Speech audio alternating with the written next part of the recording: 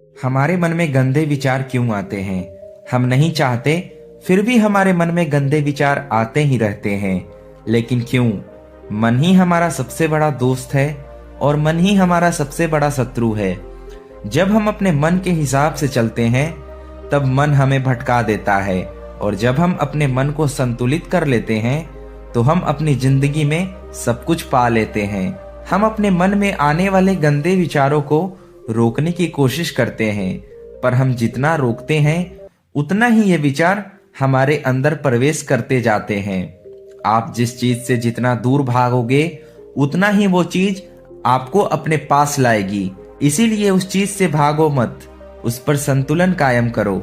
एक बार एक युवक गौतम बुद्ध के पास आया और गौतम बुद्ध से बोला, हे बुद्ध, मेरे मन में इतने गंदे विचार क्यों आते हैं? मैं नहीं चाहता कि मेरे मन में गंदे विचार आएं, पर मेरे मन में हमेशा काम वासना के विचार चलते रहते हैं और मैं इनके बारे में सोच सोच कर परेशान हूँ। मेरी ऊर्जा और समय ये सब सोचने में ही नष्ट हो जाता है, और इन सब विचारों के वजह से मैं कभी भी शांत नहीं रह पाता, और मैं हमेशा ही स्त्रियों को देखकर मोहित हो जाता हूँ। अपने आप को रोक ही नहीं पाता। बुद्ध मुस्कुराए और उन्होंने उस युवक से पूछा, क्या तुम्हें पता है ये काम वासना क्या होता है? लड़के ने उत्तर दिया, बुद्ध, मैं तो ये नहीं जानता कि काम वासना होती क्या है, पर हाँ, ये जो भी है बहुत बुरी चीज है। फिर बुद्ध ने उस युवक से कहा कि सबसे पहले तो तुम्हें यह समझना है कि प्राकृतिक रूप से जो भी चीजें हमारे अंदर हैं, वो बुरी नहीं है। हमारे जीवन में उसकी कुछ न कुछ जरूरत है। वासना कोई बुरी बात नहीं है, ये तो हमारे मन की एक भावना है जो हमें किसी न किसी चीज की कमी का एहसास करवाता है, और फिर हम उस चीज को पाने के लिए उस चीज की तरफ आकर्षित हो जाते हैं। जैसे अगर तुम्हारे पास धन की कमी है, तो तुम में धन पाने की वासना उत्पन्न हो जाएगी। वासना कुछ और नहीं, बस एक प्रकार की कमी है, जो कि एक प्रकार की जरूरत का एहसास है। जब ये जरूरत शारीरिक हो, तब हम इसे शारीरिक कह देते हैं। युवक ने गौतम बुद्ध को कहा, बुद्ध, मुझे काम वासना का मतलब तो समझ में आ गया, पर आप मुझे ये बताइए कि ये आती कहाँ से है? कैसे आती है ये? गौतम बुद्ध ने कहा, काम वासना कहीं से आती नहीं है, ये तो हमारे अंदर ही होती है, और इसका होना तो जरूरी भी है, तभी तो मानव जाति का विस्तार होगा। युवक ने कहा, जब ये हमारे अंदर ही है और जरूरी भी है, तो लोग इसे गलत क्यों बोलते हैं? बुद्ध ने कहा, यही तो समस्या है। लोगों ने काम वासना को गलत तरीके से सोच लिया है। इसे छिपाने की और दबाने की कोशिश करते हैं। काम वासना गलत नहीं है, बल्कि काम वासना का गलत तरीका से प्रयोग करना गलत बात है। लोग जिससे प्रेम करते हैं, उसी के लिए जीने लग जाते हैं, उसे पाना ही अपना लक्ष्य बना लेते हैं, और उसी के बारे में हमेशा सोचते रहते हैं, और ये सब गलत है। बुद्ध ने उस युवक से कहा, क्या तुम्हें पता है जानवरों में भी काम वासना होती है? युवक ने उत्तर दिया, हाँ बुद्ध, जानवरों में भी काम वासना होती है, क्योंकि जानवर भी तो आखिर अपनी पीढ़ी को आगे बढ़ाएंगे। बुद्ध ने कहा, फिर हम जानवरों की काम वासना को गलत क्यों नहीं कहते? मुझे नहीं पता बुद्ध, आप ही मुझे बताइए। गौतम बुद्ध ने कहा, जानवर अपने काम वासना का प्रयोग आनंद प्राप्त करने के लिए नहीं करते, वो तो सिर्फ संतान उत्पन्न करने के लिए काम वासना का उपयोग करते हैं।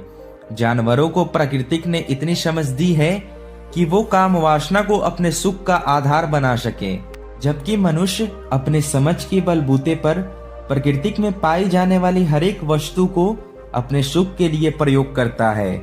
हम इंसानों ने ही काम वासना को अपने सुख का साधन बना लिया है, जबकि प्रकृति ने तो हमें अपने वंश को आगे बढ़ाने के लिए दिया था, लेकिन इंसानों ने इसे अपने जीवन का परम लक्ष्य बना रखा है, और इस तरह से काम वासना का बेलगाम हो जाना गलत है। युवक ने बुद्ध से पूछा, महात्मा जी, ये काम वासना हम पर हावी क्यों होती है? क्यों ये बेलगाम हो जाती है? तब गौतम बुद्ध ने कहा, सुनो, जो मैं तुम्हें बताऊंगा उसे ध्यान पूर्वक सुनना। काम वासना का सारा खेल तुम्हें समझ में आ जाएगा। तुम्हें तुम्हारे सारे सवालों का जवाब मिल जाएगा, बस तुम्हें ध्यान से सुनकर समझना है। फिर गौतम बुद्ध उस युवक को बताना शुरू करते हैं। एक बार की बात है, एक आश्रम में उनके गुरु और एक शिष्य रहा करते थे। शिष्य रोजाना आश्रम के बगल के गांव में भिक्षा मांगने जाया करता था। उस आश्रम का शिष्य जिस गांव में भिक्षा लेने जाता था, उस गांव के रास्ते में एक नदी पड़ती थी। वो शिष्य रोज उस रास्ते से भिक्षा लेने जाता था। एक दिन उस शिष्य ने देखा एक लड़का पेड़ के पीछे छिपा है। वो शिष्य उस लड़के के पास गया और उससे जाकर बोला, भाई तुम इस पेड़ के पीछे छिपकर क्या देख रहे हो? लड़के ने कहा, अरे तुझे नहीं दिख रहा क्या कि मैं क्या देख रहा हूँ? तब शिष्य ने नदी के तरफ देखा तो वहां पर कुछ लड़कियां पानी भर रही थी। वो लड़कियां पानी भर रही थी। तब शिष्य ने उस लड़के से कहा, अरे भाई, वहां पर तो लड़कियां पानी भर रही है, इसमें छिपकर देखने की बात क्या है? तब वह लड़का शिष्य की तरफ देखकर कहता है, अरे पागल, तुम्हें ये दिखाई नहीं दे रहा क्या कैसे ये पड़ियां नदी से पानी निकाल रही है? जरा उनकी अदाओं को तो देखो, उनके कोमल शरीर को देखो, मानो सुंदरता बिखड़ी पड़ी हो। शिष्य ने फिर नदी की तरफ देखा और इस बार वह शिष्य देखता ही चला गया। अभी तक तो उसे कुछ भी नजर नहीं आ रहा था और वो बिल्कुल निर्भय था। उसे किसी भी बात का कोई डर नहीं था। लेकिन अब वह छिपने लगा और उन लड़कियों को देखने लगा जैसे उसने कोई अपराध कर दिया हो। और छिपकर जब उन लड़कियों को देख रहा था, तभी वह अचानक अंदर से कांप गया और उसने कहा, ये मैं क्या कर रहा हूँ? मैं जो कर रहा हूँ ये सही नहीं है, मुझे यहाँ से चले जाना चाहिए। और फिर वह जल्दी से वहां से चला गया। वो आश्रम पहुंच जाता है। आश्रम जाकर वो अपने कार्यों में लग गया। लेकिन अभी जो वह देख कर आया था, उसकी आंखों के सामने बार बार वही सब आ रहा था। उसके मन में वही दृश्य चल रहा था। उसका मन वही सब देखने के लिए ललाहित हो रहा था। उसका किसी भी काम में मन नहीं लग रहा था। सुबह होते ही वह रोज जल्दी ही भिक्षा के लिए आश्रम से निकल जाता और उस नदी के पास वाले वृक्ष के पास जाता जहां पर वह लड़का पहले से मौजूद रहता था। उसके साथ मिलकर लड़कियों को छुप छुप कर देखता था। अब वह शिष्य रोज ऐसा करने लग गया। ये उसके रोज का काम हो गया था। अब उस शिष्य का मन किसी भी काम में नहीं लगता था। वो हमेशा ही किसी न किसी विचार में उलझा रहता। वो आश्रम के कार्यों को भी ठीक ढंग से नहीं कर पा रहा था। ना वो ठीक से सो पाता था, ना वो ठीक से खा पाता था। उसका मन बेचैन सा रहता था। उसका मन बार बार उन लड़कियों के सौंदर्य को देखने के लिए ललाहित हो उठता था। जब गुरु शिक्षा देते तब भी उसका मन कहीं विचारों में खोया रहता था। गुरु ने शिष्य की इस हरकत को भांप लिया था। तब एक दिन गुरु उस शिष्य को अपने पास बुलाए और कहा, आज से मैं भी तुम्हारे साथ भिक्षा मांगने चलूंगा। तुम और मैं साथ भिक्षा मांगेंगे। तभी शिष्य ने गुरु को मना करते हुए बोला, नहीं गुरुदेव, आप परेशान क्यों हो रहे हैं? मैं अकेला ही ठीक से भिक्षा मांग सकता हूँ। गुरु ने शिष्य से कहा कि ठीक है, तुम अकेले ही भिक्षा मांगने जाओ। शिष्य तुरंत वहां से भिक्षा मांगने के लिए निकल गया। शिष्य के जाने के बाद गुरु भी आश्रम से निकल गए और शिष्य का पीछा करने लगे कि वो कहाँ जाता है, किससे मिलता है। ये सब देखने के लिए उसके पीछे पीछे चलने लगे। थोड़ी दूर जाने के बाद गुरु ने देखा उनका शिष्य एक लड़के के साथ पेड़ के पीछे अपराधी की तरह छिपा हुआ है और छिपकर कुछ देख रहा है। गुरु भी अपने शिष्य के पीछे जाकर खड़े हो गए। आखिर उनका शिष्य ऐसा क्या देख रहा है जिसके लिए वो पेड़ के पीछे अपराधी की तरह छिपा है? गुरु ने देखा उनका शिष्य पेड़ के पीछे से लड़कियों को देख रहा था जो कि नदी से पानी भर रही थी। तभी गुरु ने कहा, शिष्य, क्या तुम इन लड़कियों से भी भिक्षा लोगे? अपने गुरु की आवाज सुनकर वो शिष्य घबरा गया और उसके पसीने छूटने लगे। वे थर थर कांपने लगा, जैसे किसी चोर को चोरी करते समय रंगे हाथों पकड़ लिया हो। उस शिष्य की हालत खराब हो गई, वो कुछ भी नहीं बोल पा रहा था। दूसरा लड़का जो शिष्य के साथ था वो वहां से भाग गया। शिष्य घबराया हुआ था, उसके मुंह से कुछ टूटे फूटे शब्द ही बाहर निकल रहे थे। वो अपने गुरु से नजरें नहीं मिला पा रहा था। गुरु ने शिष्य की तरफ देखा और कहा, मेरा शिष्य तो निर्भय था, उसे तो किसी भी चीज का डर नहीं था, लेकिन ये क्या, तुम तो डर के मारे कांप रहे हो। शिष्य ने गुरु से कहा कि मुझे माफ कर दीजिए गुरुदेव, मेरा इसमें कोई दोष नहीं है। उस लड़के ने मुझे बहका दिया था, लेकिन आपसे मैं वादा करता हूँ आज के बाद मैं ऐसा दोबारा नहीं करूँगा। मुझे माफ कर दे गुरुदेव। गुरु ने शिष्य से कहा, कोई बात नहीं, पर इस बात का तुम ध्यान रखना कि हम जैसी संगत करते हैं वैसा ही फल हमें प्राप्त होता है। हम जैसी संगति करते हैं उसके विचार हमारे अंदर प्रवेश करते हैं। इसीलिए अच्छी संगति करो जिससे तुम्हारे अंदर अच्छे विचार प्रवेश हों। फिर गुरु और शिष्य आश्रम लौट आए और शिष्य फिर से आश्रम के कार्यों पर ध्यान देने लगा। उसने उस रास्ते को छोड़ दिया और दूसरे रास्ते से जाने लगा। वो अपने काम को ध्यान से करता, लेकिन धीरे धीरे उसके अंदर क्रोध उत्पन्न हो गया और फिर वह दूसरे शिष्यों पर क्रोध करने लगा। अब वह सही समय पर भोजन भी नहीं करता था, वो भोजन भी बहुत कम खाता था। एक रात गुरु उस शिष्य के पास आए और बोले, अब तक तुमने कितनी बार अपना वादा तोड़ दिया।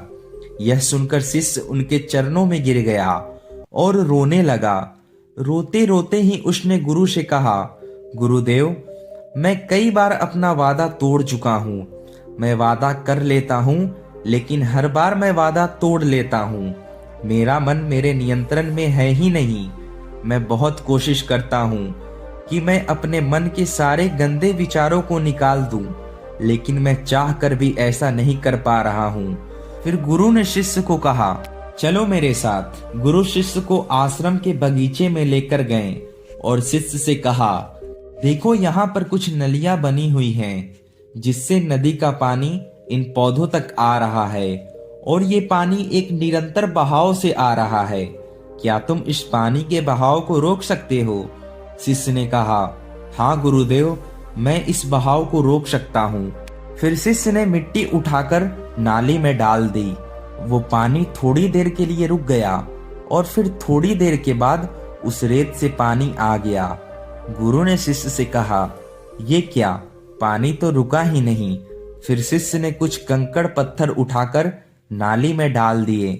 फिर दोबारा थोड़ी देर के लिए पानी रुक गया, लेकिन थोड़ी देर के बाद ही उस कंकड़ और पत्थर के ऊपर से पानी निकल आया। फिर गुरु ने कहा, शिष्य, ये क्या हुआ? पानी तो फिर से आ गया। तुम तो बोल रहे थे कि तुम इसे रोक दोगे। क्या हम किसी चीज को रोकना चाहें तो क्या हम उसे रोक नहीं सकते? शिष्य ने कहा, जी गुरुदेव, मैं इस पानी को रोक के दिखाऊंगा। फिर वो शिष्य एक बड़ा सा पत्थर लेके आया और उस नाली पर डाल दिया और पानी रुक गया। फिर शिष्य ने गुरु से कहा, देखिए गुरुदेव, मैंने कहा था ना कि मैं पानी को रोक दूंगा। मैंने पानी को रोक दिखाया।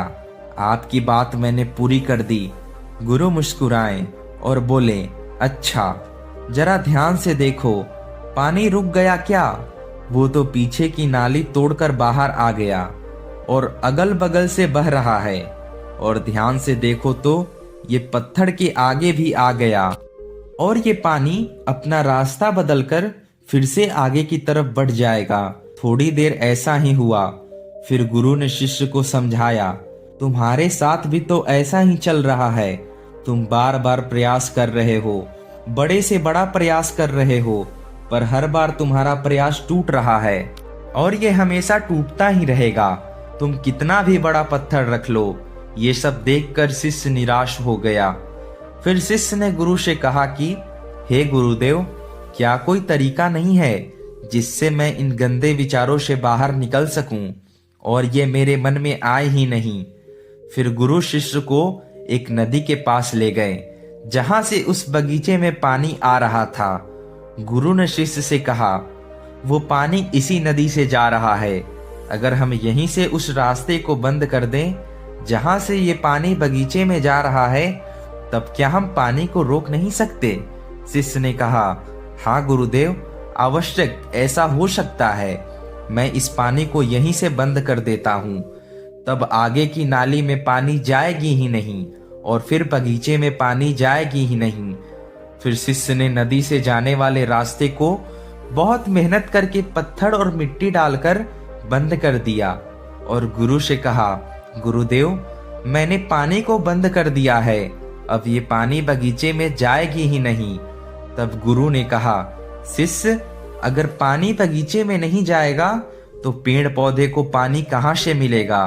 उन पेड़ पौधों को तो पानी की आवश्यकता है और उन पेड़ पौधों में कुछ तो ऐसा है जिनको रोज पानी की आवश्यकता है। वो तो मुरझाकर मर ही जाएंगे, उनका क्या होगा? पानी तो हमें खोलना ही होगा। शिष्य ने गुरु की बात सुनकर वापस नदी से पानी जाने वाले रास्ते को खोल दिया। तब गुरु ने शिष्य से पूछा, शिष्य, अगर हम इस नदी के पूरे पानी को बगीचे की तरफ मोड़ दें तो क्या होगा? तब शिष्य ने जवाब दिया, गुरुदेव, वहां पर जितने भी पेड़ पौधे हैं जलकर नष्ट हो जाएंगे, वहां पर कुछ भी नहीं बचेगा।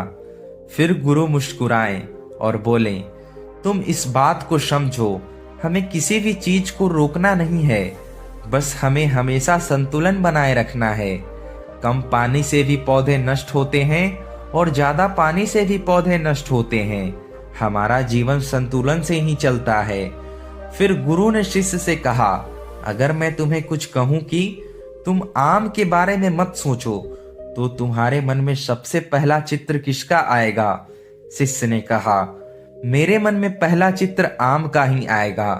गुरु ने कहा, जब हम गंदे विचारों को जबरदस्ती रोकने का प्रयास करते हैं तो वो और मजबूती के साथ हमारे अंदर प्रवेश करते हैं। इसीलिए हमें उसे कभी भी दबाने की कोशिश नहीं करनी चाहिए। फिर गुरु ने शिष्य को समझाते हुए कहा कि गंदे विचार बुरे लोगों की संगति करने से भी आते हैं। कई बार क्या होता है कि कामुकता हमारे अंदर होती ही नहीं है, लेकिन कुछ अश्लील लोगों के साथ रहने से ये हमारे अंदर हावी हो जाती है। फिर शिष्य ने कहा कि गुरुदेव, आप सही कह रहे हैं, मैं अपने मार्ग से भटक गया था। फिर शिष्य उस रात बहुत ही चैन की नींद सोया। सुबह अपने कार्यों को मन से किया और फिर वह सुबह भिक्षा लेने के लिए उसी रास्ते से गया जहां वो लड़का आज भी पेड़ के पीछे छिपकर उन लड़कियों को देख रहा था। शिष्य उस नदी पर गया जहां पर वह लड़कियां पानी भर रही थी। उसने उन लड़कियों से पानी मांगा। उन लड़कियों में से एक लड़की ने उसे पानी पिलाया और उस सन्यासी शिष्य के चरण छुए। शिष्य ने उसे आशीर्वाद दिया कि तुम्हारा कल्याण हो। शिष्य का मन सकारात्मक ऊर्जा से भर गया। उसके चेहरे पर मुस्कान आ गई, जैसे कि उसे कुछ खोया हुआ वापस मिल गया हो। वो वापस अपने रास्ते से जाने लगा। तभी पीछे से वो लड़का आ गया जो पेड़ के पीछे छुपा हुआ था। वो शिष्य के पास आया और बोला, क्या बात है, आज तो तुमने नजदीक से दर्शन कर लिए, तुम तो मुझसे भी आगे निकले। तब शिष्य ने कहा, हम हमेशा दूसरों का दर्शन करने में ही लगे रहते हैं, अपने आप का दर्शन कर ही नहीं पाते। तुम कब तक इस पेड़ के पीछे छुपे रहोगे? किसी को पसंद करते हो तो उसे बोल दो, अगर वो भी तुम्हें पसंद करती है तो शादी कर लो, पर उससे पहले तुम कुछ बन जाओ, अपने आप को पहचान लो। ऐसे अपना समय बर्बाद मत करो। फिर वह लड़का रोज उस शिष्य से मिलने लगा और उस नदी पर जाना छोड़ दिया। और फिर वह लड़का जीवन में कुछ बनने के लिए संघर्ष करने लगा। तो तुमने देखा संगति का असर क्या होता है। अपनी संगति बदलो, अपने विचार बदलो। बुद्ध ने युवक से पूछा, क्या तुम्हें तुम्हारे सारे सवालों का जवाब मिल गया? अब युवक ने कहा, हाँ महात्मा जी, आपका बहुत बहुत धन्यवाद। तब गौतम बुद्ध ने युवक से कहा, जब तुम्हारे मन में गंदे विचार आए तब तुम अपने आप को दोषी मत मानो। ये शरीर है और ये सब इसने हजारों वर्ष में सीखा है। एक केवल तुम्हारे सोच लेने से, शपथ लेने से कभी टूटने वाला है नहीं, लेकिन तुम्हारे पास वो शक्ति है, ऊर्जा है जिसका तुम्हें संतुलन में उपयोग करना है। तुम एक जीवित ऊर्जा हो जो कुछ भी अर्जित करने के लिए स्वतंत्र है, जो निर्माण करने के लिए स्वतंत्र है। इसीलिए तुम अपने आप को पहचानो। ये बोलकर गौतम बुद्ध मौन हो गए और वो युवक वहां से चला गया।